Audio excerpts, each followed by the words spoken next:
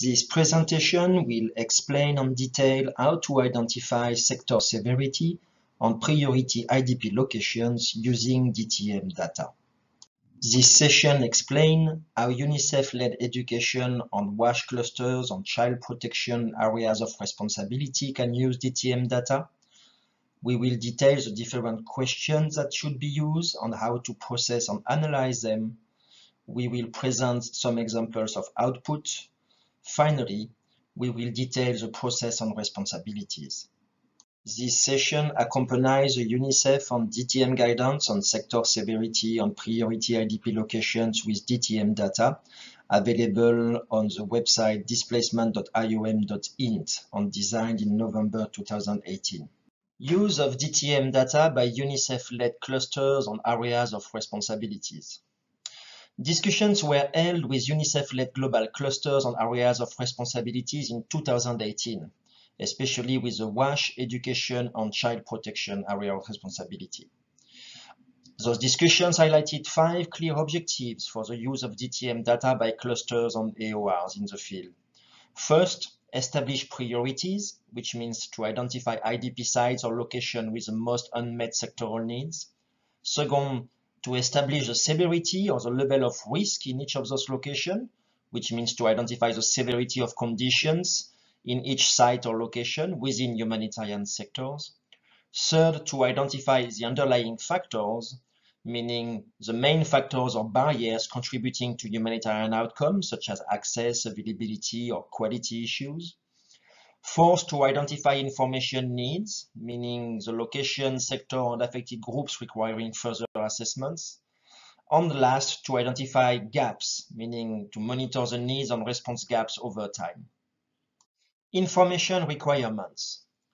DTM and UNICEF-led clusters and AORs, education, WASH, and child protection, collaborated at global level in 2018 to establish a core list of questions, carefully designed and selected to fulfill the objectives identified by global clusters and AOR, be adapted to the data collection techniques and key informant types used by DTM, be aligned with key information needs of the clusters and AOR, allow for complementarity, triangulation, and verification of results between questions and their answers.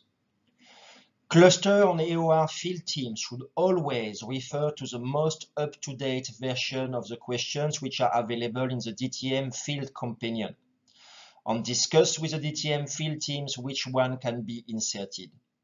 The link to the field companion is available at the bottom of this slide.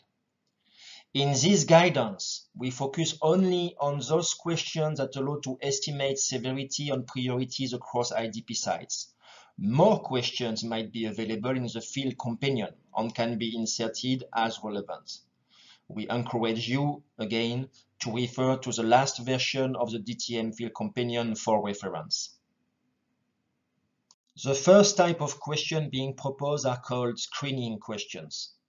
Screening questions allow to identify the proportion of IDPs in the assessed location who are exposed to a particular problem, or allow to identify the intensity of a given problem. Screening questions all have answers coding along a ranking scheme from 1, usually no problem or nobody is exposed to the issue, to 5, usually critical problem and everybody is exposed to the issue. Screening questions cover key topics of each cluster on AOR, which are measurable using general key informant interview and/or do not require specialized enumerators. Finally, screening questions are used to calculate a deprivation score, which refers to the degree of unmet need, or alternatively a risk score using weights for each topic which is investigated. An example of screening question is provided below. For instance, for the education sector, the question currently, are there enough teachers to teach primary and secondary level classes for IDP children? Option 1, enough teachers are available, classrooms are not crowded. Option 2, enough teachers are available, classrooms are a little bit or sometimes crowded. Option 3, not enough teachers are available, classrooms are quite/often crowded. Option 4, largely insufficient numbers of teachers are available, classrooms are largely/always crowded.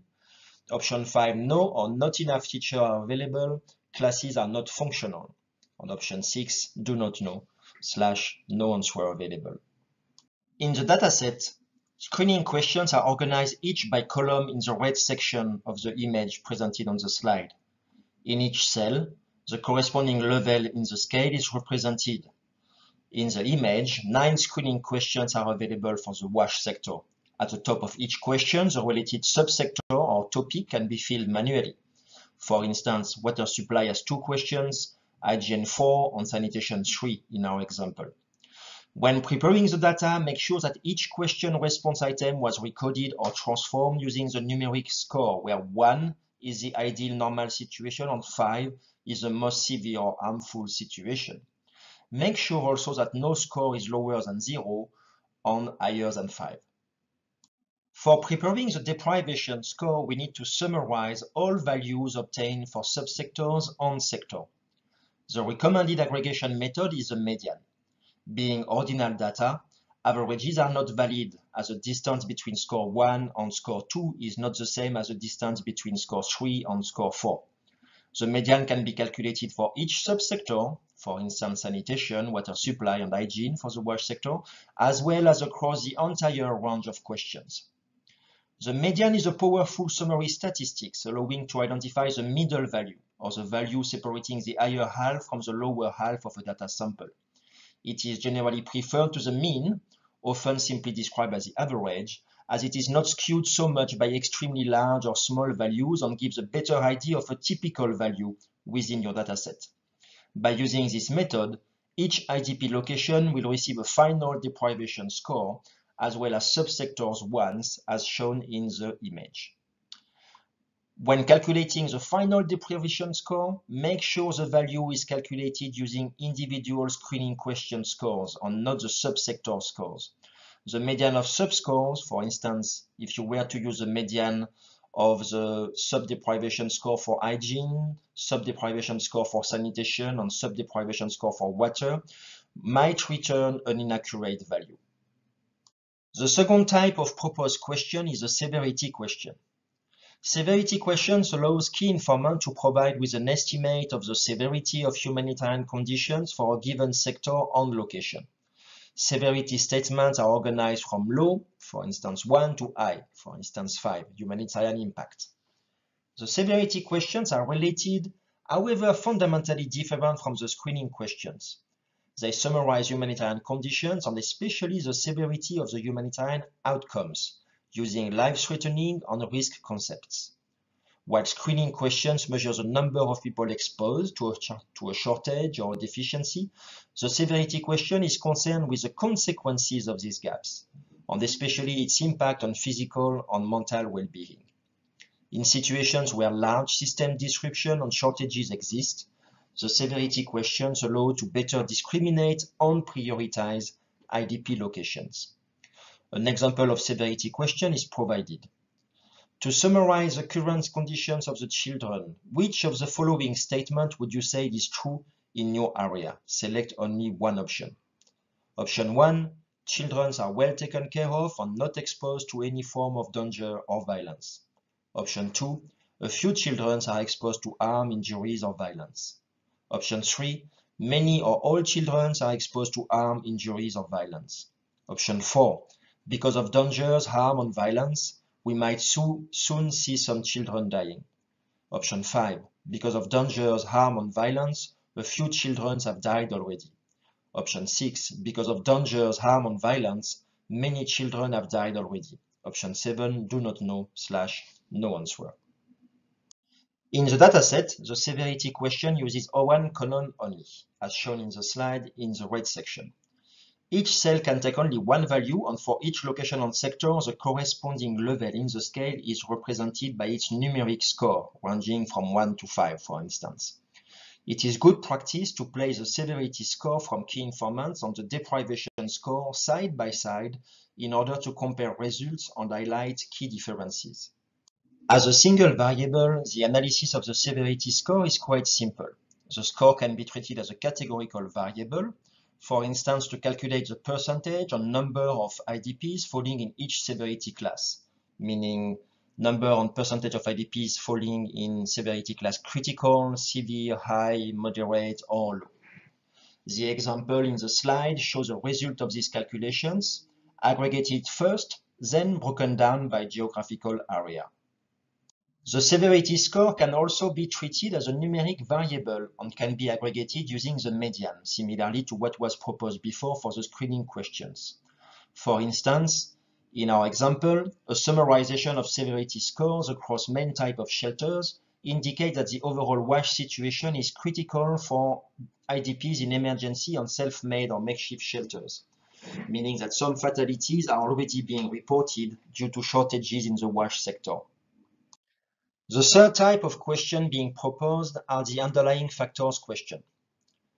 Underlying factor questions seek to identify the set of deficiencies or mechanisms which contribute directly or indirectly to humanitarian outcomes. For instance, increased watery diarrhea, this would be a humanitarian outcome, can result from a lack of clean water or lack of hygiene. This would be an underlying factor. Identifying underlying factors allows the design of programs that tackle the root causes of the problem and not only their symptoms. Typically, we consider that humanitarian outcomes originate from deficiencies, obstacles, or barriers in access, availability, quality, use, and awareness of basic goods and services. However, since DTM primarily uses key informant interviews, the list of potential underlying factors selected is mostly focused on issues related to accessibility, availability, and quality of goods and services. An example of underlying factor question is presented below. Please indicate the 3 most important problems in the community in relation to sanitation. Let the respondent speak and confirm with him or her the 3 main issues before noting them down. Select only the 3 most important. Option 1. Lack of sanitation facilities or facilities are too crowded. Option 2. Sanitation facilities are not functioning or full. Option 3. Sanitation facilities are unclean or unhygienic. Option 4. Sanitation facilities are not private. Option 5. Sanitation facilities are not segregated between men and women. Option 6. Sanitation facilities are too far. Option 7. Going to the sanitation facilities is dangerous. Option 8. Some groups, children, women, elderly, or ethnic minorities, do not have access to sanitation facilities. Option 9. Other, please specify. Option 10. Do not know/no answer. In the dataset, underlying factors question may take a lot of space. Since all options can be selected at least once, each response option has its own column. When ranking options are selected, then the option selected as most important problem is coded as 3, the second most important is coded as 2, and the third most important problem is coded as 1. All other options should be coded as 0. Processing underlying factors questions implies calculating a priority score for each response item, called the board account. This will return a priority score ranging from 0, it was never mentioned as one of the top 3 priorities, up to 3. All locations mention this response item as the first priority. The calculation method is inspired by a single winner election method in which voters rank items in order of preferences. To ease the understanding, it is recommended to produce a heat table where each cell background color is proportional to the value and where the darkest color shows the highest priority score, as shown in the example. In our example, we can immediately notice that the lack of water in the market is one of the main contributors to humanitarian outcomes. The fourth type of proposed questions are the priority concern questions. Priority concern questions seek to identify the humanitarian issues requiring immediate assistance. Key informants are requested to identify and prioritize the most important subsector issues using a ranking question. In practice, this allows to prioritize issues listed in the screening questions and further target sectoral assessments or interventions. An example of priority concern question is presented below. We discussed earlier issues related to protecting children from violence, exploitation, abuse, and neglect. You mentioned that X, X, X, and X were an issue affecting children under 18 in this location. Would you be able to tell us which ones do you consider a priority for intervention? Let the respondent speak and confirm with him or her the 3 main issues before noting them down. Select top 3 only. Option 1. Children that have been arrested and deprived of liberty. Option 2. Children that have gone missing. Option 3, children at risk of injuries due to physical dangers in the site. Option 4, children begging in public places. Option 5, children earning money doing dangerous work. Option 6, increasing rates of child marriage. Option 7, children without any adult caregiver for them. Option 8, children that have been accidentally separated from their families. Option 9, children at risk of violence due to inadequate lighting in the site. Option 10, do not know / no answer. Since all options can be selected at least once, each response item for priority concern questions has its own column in the dataset. When ranking options are selected, then the option selected as most important problem is coded as 3, the second most important is coded as 2, and the third most important problem is coded as 1. All other options should be coded as 0. Similarly to underlying factors questions, processing priority concerns questions imply calculating a priority score for each response item called the board account. This will return a priority score ranging from 0, it was never mentioned as one of the top 3 priorities, up to 3. All locations mention this response item as the first priority. The calculation method is inspired by the single winner election method in which voters rank items in order of preference. To ease the understanding, it is recommended to produce a heat table where each cell background color is proportional to the value and where the darkest color shows the highest priority score, as shown in our example. We can immediately notice from the slide that water treatment is a big issue in Niue and open defecation is another big issue in Chibok and Kukawa. The final type of questions proposed are the priority groups question. Priority groups questions seek to identify the population groups facing the most unmet need or the most at risk. And key informants are requested to identify and prioritize population groups the most in need using a ranking question. This allows to further target sectoral assessments or interventions. An example of priority group question is presented below. Overall, what are the demographic groups of displaced children that are facing the most safety and protection issues? Select top 3. Girls between 0 and 5 years old, boys between 0 and 5 years old, girls between 6 and 12 years old, or boys between 6 and 12 years old, girls between 13 and 17 years old, or boys between 13 and 17 years old, do not know / no answer. Since all options can be selected at least once, each response item for priority groups questions has its own column in the dataset. When ranking questions are selected, then the option selected as most important is coded as 3, the second most important group is coded as 2, and the third most important group is coded as 1. All other options should be coded as 0. Similarly to underlying factors on priority concern questions, processing priority group questions imply calculating a priority score for each response option, called the board account. This will return a priority score ranging from 0, it was never mentioned as one of the top 3 priority group, up to 3. All locations mention this group as a first priority. We can immediately notice from our example that adult males are a priority group in Askira Uba, and that adult females are a priority group in Chibok. The main output of the data analysis can be a simple dashboard accompanied with some interpretation. Full examples of reports are being proposed in the guidance for WASH education and child protection. We can see in our example a 2-page dashboard. On the left side, we have a map of the different IDP camps with their population and the severity of the WASH conditions. We have the number of IDPs by severity class and settlement type. We have the number of IDPs by severity class having received support or not, hence indicating the priorities for intervention or where to scale up activities. We have the severity of WASH condition by settlement type and geographical area. We have deprivation scores for hygiene, water and sanitation on geographical area. We also have the main underlying factors contributing to the deprivation and severity. On the right side, we have the number and percentage of IDPs by severity class and geographical area, and we also have the main priority concern and the priority groups for each geographical area. We now want to detail a bit more processes and responsibilities. At the design phase, the question types presented in the previous sections, such as screening, severity, underlying factors, priority concern, or priority groups questions, were all selected and validated by global cluster and AORs to serve a specific purpose. Additional questions from the field companion can be added and used for other purposes. However, Removing any of the question types presented above will or can reduce analytical and triangulation opportunities. It is the responsibility of the clusters on AOR staff in country to coordinate with the DTM team regarding the questions to include.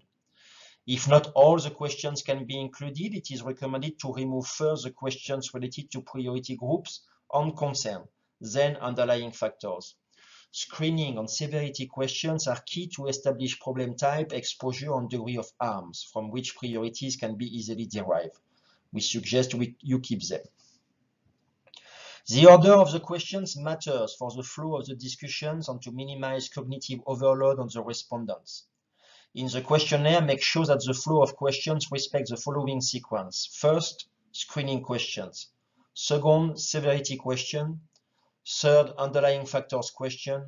Fourth, priority concerns. And 5, priority population groups. The type of response answer also matters. The number of points in the scales, for instance, for screening and severity questions, should be the same for all sectors, or processing will get cumbersome and painful. The questions instruction, select only one, select all that apply, rank top 3, rank most important, should be respected. Also, some variations can be envisaged to reduce the burden on enumerators and respondents. Sometimes you might want to replace select top 3 by rank top 3. The final dataset design or the preferred format should also be discussed with the DTM teams. The ideal design will mostly depend on the tool being used by clusters and AOR IMOs to visualize the data. It can be Excel, Power BI, Tableau, software, or any other.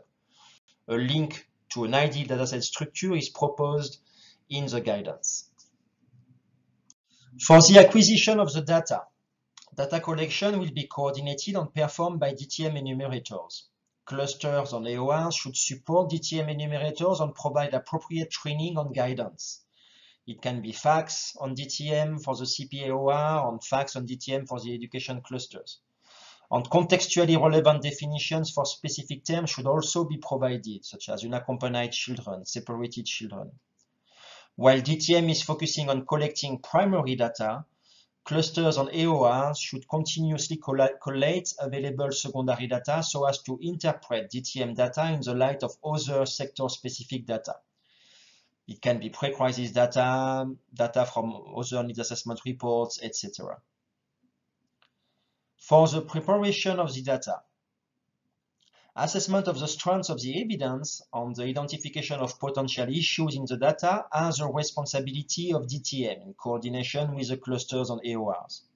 If clusters and AORs desire their data in a specific format, this should be discussed and agreed with DTM team prior to the data collection. At the end of each round, it is recommended that the DTM coordinator and the clusters AOR IMOs meet and discuss the data collected for this round, including any potential problems encountered during the data collection, such as accessibility, respondents availability, number and type of key informants met, misinterpretation or misunderstanding of some questions or response items, missing values, prevalence of other items, etc. Any issue related to the capacity of key informants to answer technical questions or of the enumerators in asking or recording correctly the questions. Any issues related to sampling or the extent to which it was possible to visit all IDP's locations, or if some areas were under-visited during this round due to security issues, etc. Or any issues or explanations related to other variables of interest, such as geocoordinate, type of settlements, location, number of IDPs, areas of origin, date of arrival, etc. For analysis, unless agreed otherwise, DTM will provide clusters and AORs with the raw data at the end of each round of data collection.